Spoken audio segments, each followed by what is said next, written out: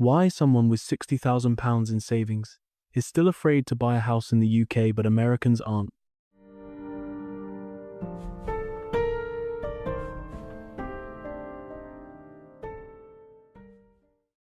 Imagine this.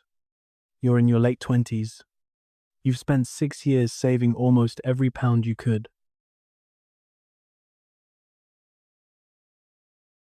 You now have £65,000 ready for a house deposit.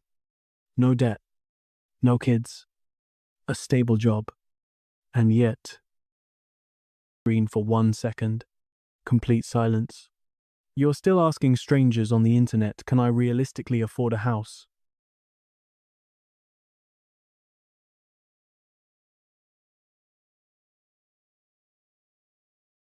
That's not a hypothetical question.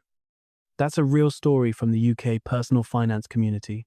And what's fascinating is this. In the UK, someone with £60,000 in cash feels terrified to buy a home. But in the United States, that same person would likely feel perfectly comfortable. So what's going on? Why does buying a house in Britain feel so financially dangerous even for people who have done everything right? The story, the number trap.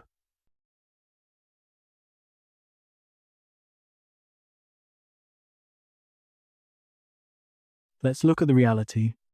This person works 50 hours a week on minimum wage.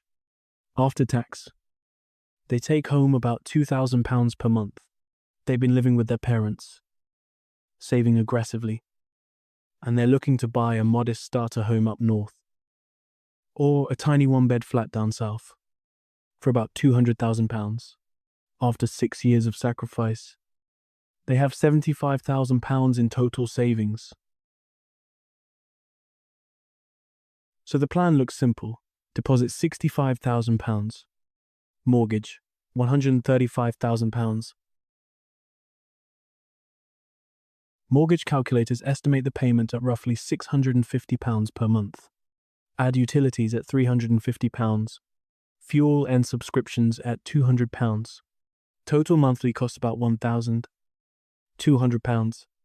Since they earn £2,000, that leaves £800 spare. On paper, that looks completely manageable. But here is the dirty little secret about UK housing. The real costs of owning a home are very different from what the calculator shows. First, council tax, depending on where you live. That's easily £150 a month. Then food, let's say £250 a month for one person. Then there's the cost almost nobody includes, home maintenance. The rule of thumb, 1% of the house value per year. For a £200,000 property, that's another £170 a month, just for repairs.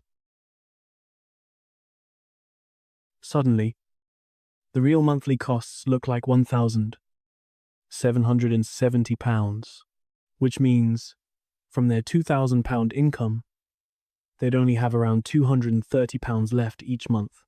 That's a single unexpected car repair away from disaster. And trust me, it gets worse. In the UK, most mortgages are short-term fixed deals, usually 2 to 5 years. After that, your interest rate is thrown to the wolves. This became painfully obvious after the UK mini-budget crisis of 2022. A payment that started at £650 per month could easily jump to £900 at the next remortgage. Imagine being on a minimum wage salary when that happens. Your £230 safety net gone. You are underwater. This constant ticking clock of uncertainty is why British buyers are terrified even with massive deposits. This panic is almost uniquely British. If this person lived in America, this anxiety wouldn't exist. Why? Because of one simple rule, the 30-year fixed-rate mortgage. In the US, once you lock your rate, it never changes for the entire life of the loan. If your mortgage is $1,500 per month today, it will still be $1,500 in the year 2055. That stability dramatically reduces financial anxiety. This is backed by institutions like Fannie Mae and Freddie Mac, absorbing the risk so regular people don't have to. Meanwhile, in the UK, large lenders like Halifax or Nationwide force you to renegotiate every few years. The risk isn't on the banks. The risk is completely on you.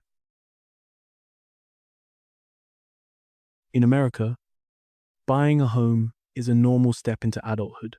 In the UK today, it feels like a massive financial gamble. Decades of house prices outpacing wages have created a system where deposits are huge. Mortgages stretch you to the absolute limit, and financial buffers are practically non-existent. What's truly heartbreaking about this story isn't that a minimum wage worker can't afford a mansion. It's that someone did everything right. They saved for 6 years. They avoided debt. They built a £65,000 deposit, and they are still asking the internet if they are safe. That question tells you everything you need to know about the current state of housing in Britain. It's not because this person is financially irresponsible. It's because the system itself is fundamentally broken. If you want to understand the real numbers behind living in Britain today, hit subscribe to Britain Uncovered with Arthur, because the math behind everyday life usually tells the biggest story.